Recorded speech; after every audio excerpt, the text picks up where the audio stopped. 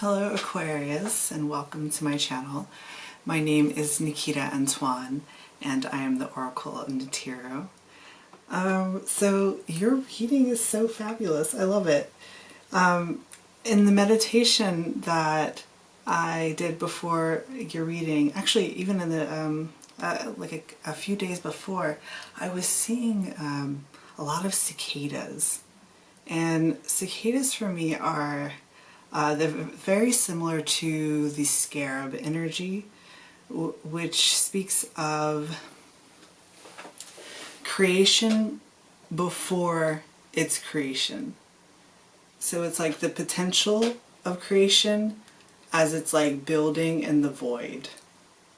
And the scarab in ancient Egyptian myths and legends is the Capri is the dawn. He's the dawning. He's the one who brings the sun up and rolls it over the horizon and down into the dusk and the sunset. And then, of course, the cycle starts over again. And in the meditation that I was doing just before your reading, I saw someone looking over the horizon just as dawn was like barely peeking.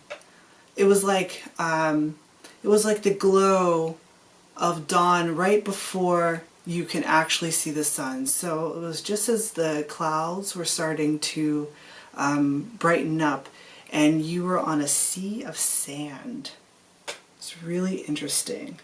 But it wasn't like a lost lost in the desert type of feeling. It was more of a like looking towards the horizon, and it had a lot of hope in it, actually.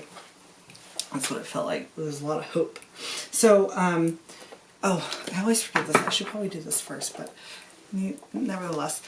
Today I'm using my blended deck of Threads of Fate, the Weaver Tarot, and Oracle. And the underlining of your reading is very fitting. Oh, something buzzed. Oh, okay. It's the Chariot card. So it is speaking of that movement, but it's the movement before actual movement. It's like the potential of movement.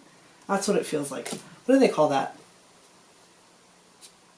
I wanted to say kinetic energy. Is that, I don't know. Is that what I'm thinking about? I don't know why I'm going to physics right now, but yeah, it's that just before it actually happens. So, so the start of your reading, we're starting off with the 10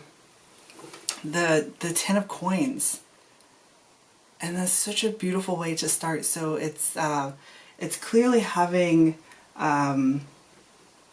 like a wonderful home life. It feels like that. However, I was noticing in this card that what was being brought to my attention was the diamond up at the top. So it almost actually felt like the 9 of coins, and the 9 of coins is about independence, kind of like having all of your ducks in a row. You have your own home life. You you have your own home life. You have kind of like you basically have like everything you need to sustain yourself. But with this, with the diamond up at the top, it felt like a searching energy. It felt like searching for something that you may feel like is missing. And interestingly enough, I don't know if you can notice it, but at the very bottom of this card is like the sand dunes that I was seeing in the meditation. And then we're following it up with the the Sovereign of Cups. So again, it's giving me that there's a searching energy. Let me switch hands. a searching energy for this. There's this pearl, very similar to this diamond. It's just kind of just like how if you had seen the Pisces reading or the grand opening reading, I was talking about an opal, and it's coming through as an opal, which for me, opals are magic. It's like pure magic. Opals are a sign of Isis. That's the stone that I associate with Isis. And it's like you're searching for that type of energy. It's coming through as like a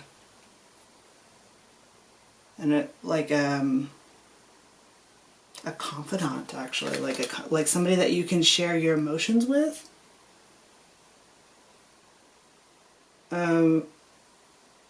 Really, yeah, that's what it's coming through. It's like somebody it feels like you're searching for a person, but not only is it a person, but it also feels like you're searching for, I feel like the Sovereign of Cups is actually a,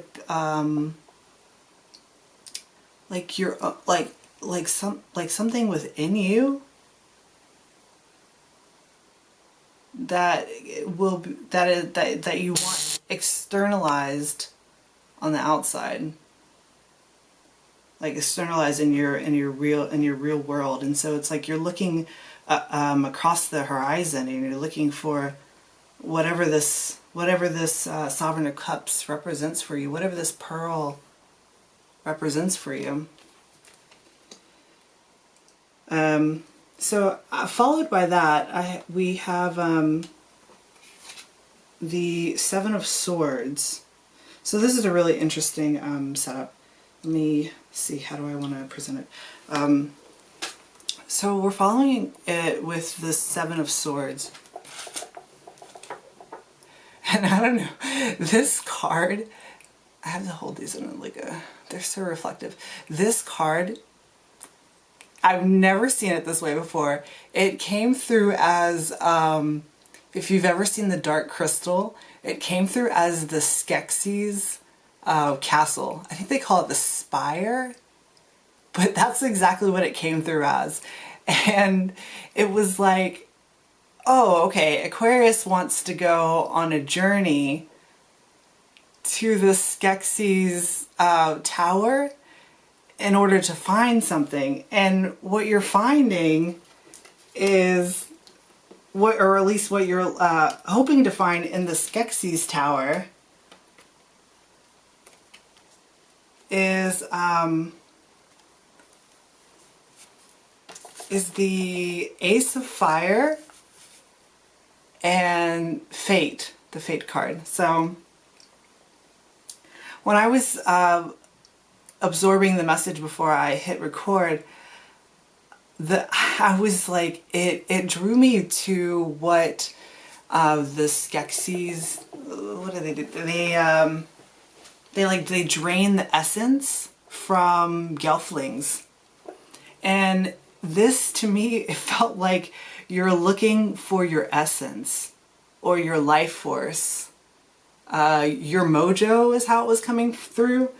And when I said, when I was like, oh, okay, you're looking for your life force, it came out like, no, not life, wife source. It was so weird. I was like, wife source, so it's almost like, are you looking for a potential counterpart that can act? It's a muse. You're looking for a muse. And what came through with this is that, well, not only, of course, with the Ace of Wands, it's all of this creative energy that is, and with the wand not being lit up, it's still the potential. And just as with the, this is like a golden egg. It's not quite yet in your grasp. It's like, you know it's there, you know it's on the horizon, You know, there, it's almost like you can feel it.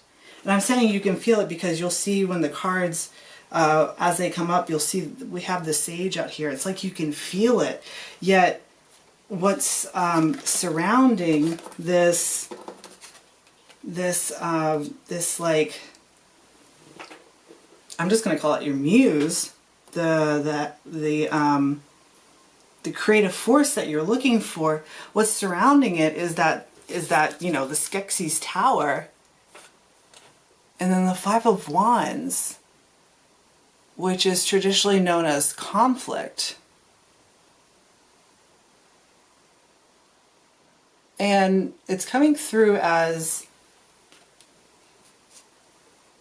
kind of like an internal conflict. Yeah.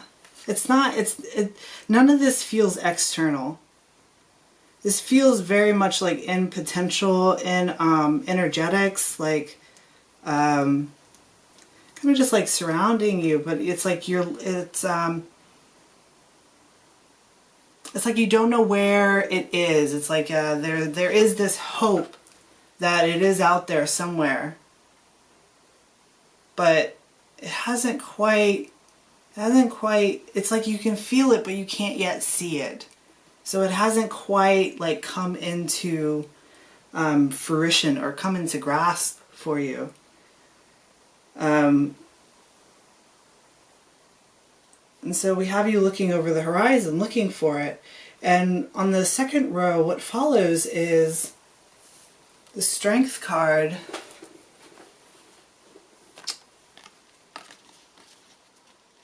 Strength and the Sage.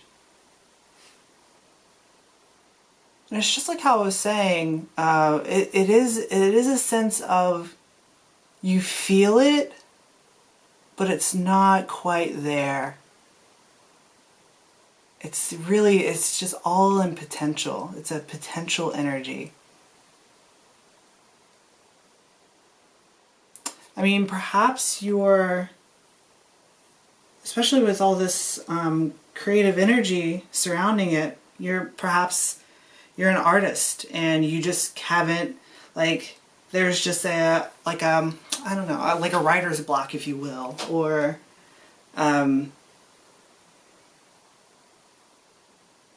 yeah, it's just a block.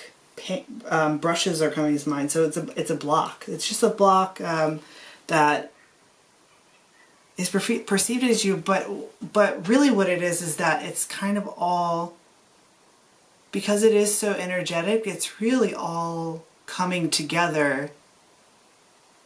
It just hasn't reached that point where it can now, it's like just before the sun crests the horizon, like it is all coming together, but it's that moment just before that you're like, is it coming? And then you see it. It's that type of energy. It's like you can taste it, but you can't, like, it's just on the tip of your tongue, like on the tip. It feels very potential. And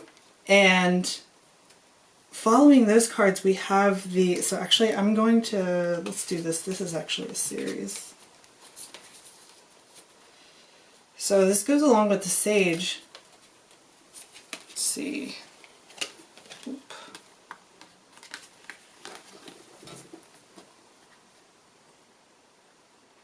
So we have the Sage, and then it's followed by, let's see if I can it's followed by the Ten of Cups and the Revolutionary.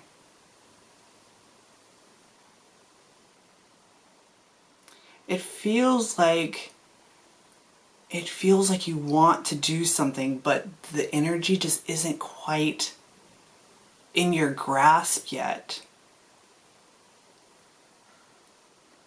And with this Ten of Cups, what I was seeing, it's kind of like how I was talking before with, you have the Ten of Coins, right? So you have all of your, like everything you need, but there's just that one thing, there's that one gem that is just not there yet. it really feels like a muse, like a source of inspiration. And what I'm seeing is that the source of it might actually come from somewhere that you least expect it. I was getting here that it comes from, I don't know if you can see this. It might be a little too, I'll try to get in this little card. There we go. There are tiny hands. There we go, you can see that one. There are tiny hands inside these hands.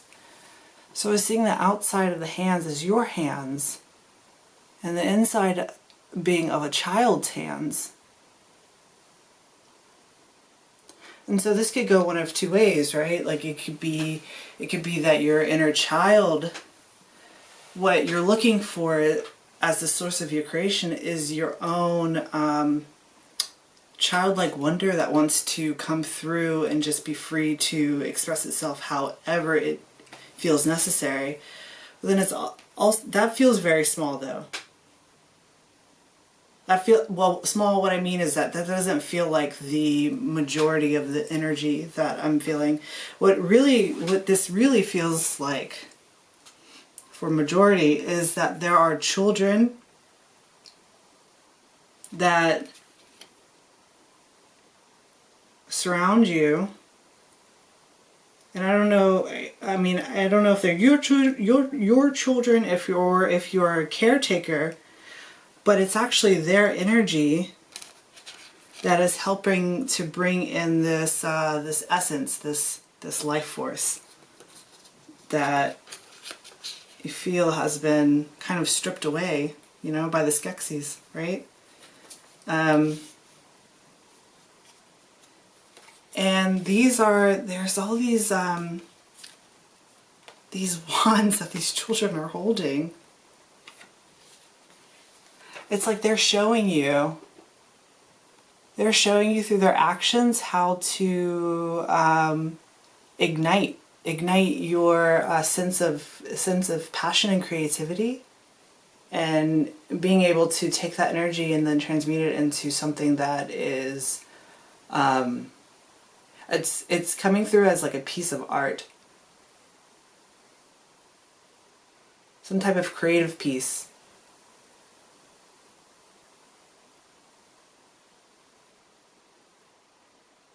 And with these three wands, it's speaking of expansion,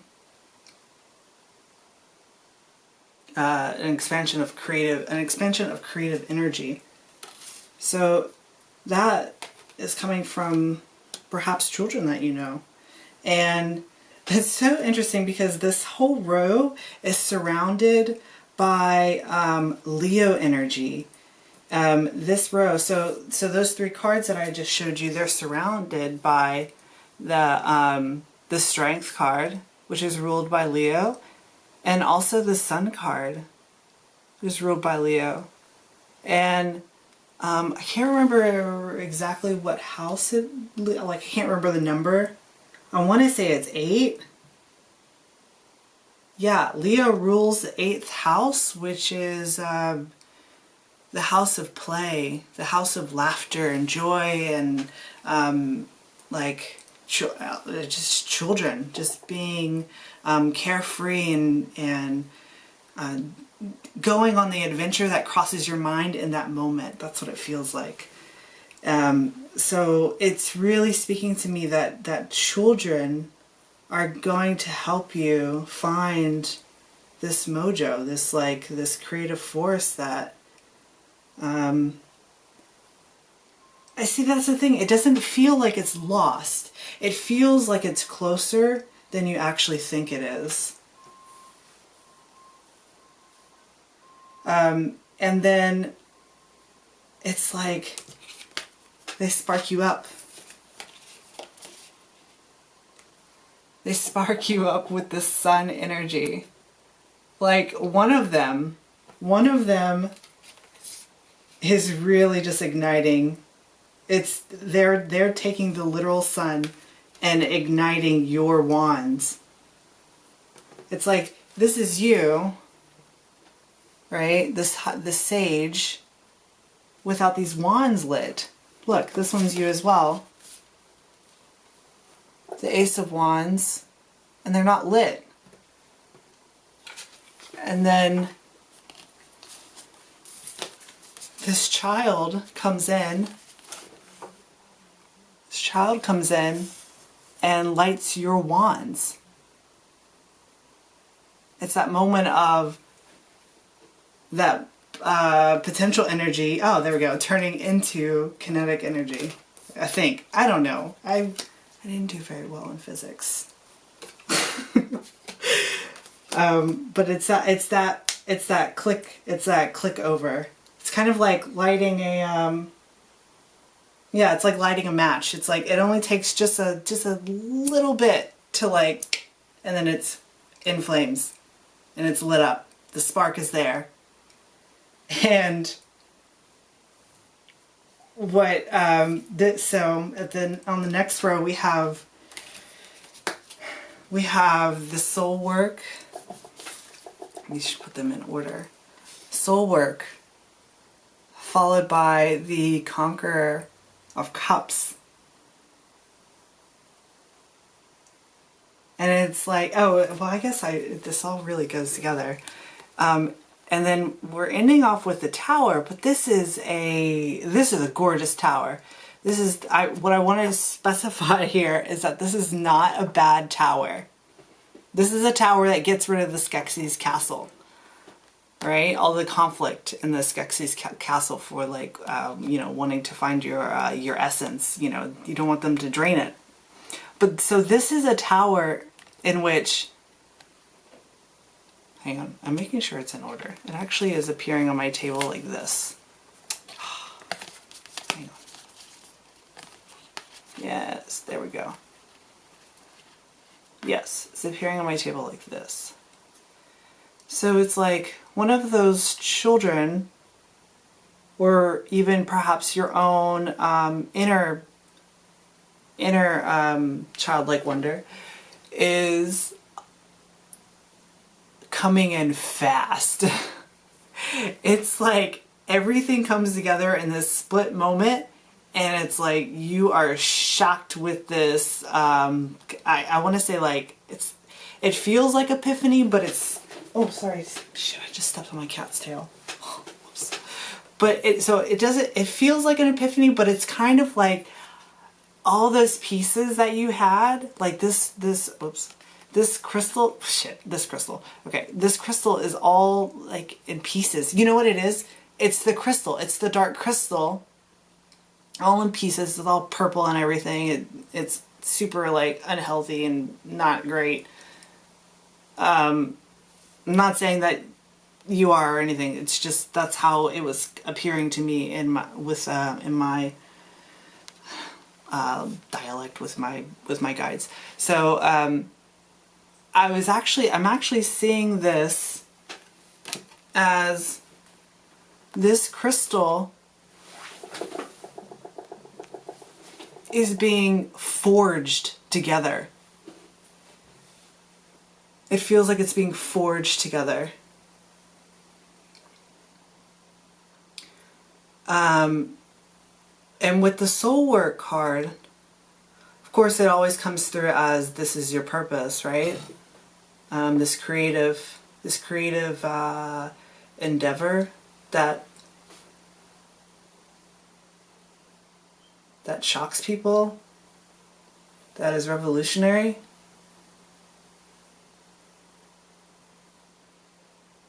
That makes people question and you know, cock their head to the side. Of course, that's your soul work, right? It's your passion. I mean, we have fire wands all over this spread. But it's like you're building in the potential, in that void space, it's like you're building a hive. And all of these bees are working together, right? So bees are, bees have a very, I don't want to say this, like,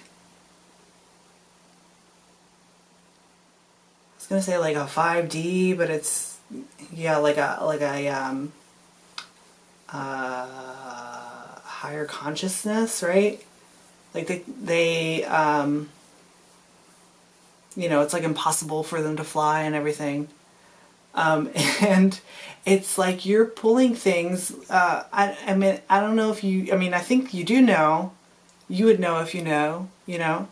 But it's like you're pulling all of these pieces together.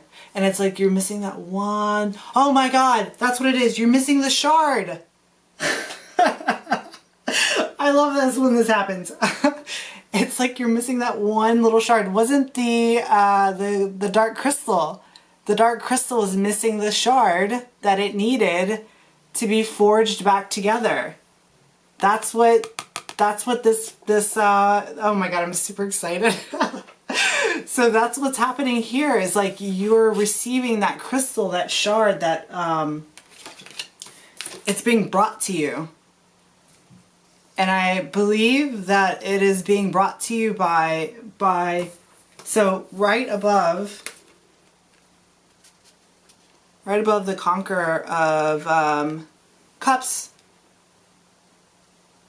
is the Ten of Cups, which is that child energy, right? It's being brought to you by a child. That's really cool. It's really interesting because when I was taking in the message before I turned on the camera, this came together as a bouquet, like a arrangement. That's what it came together as, like an arrangement. This is the arrangement. And remember when I was talking about a wife earlier? I don't know, it kind of feels like maybe,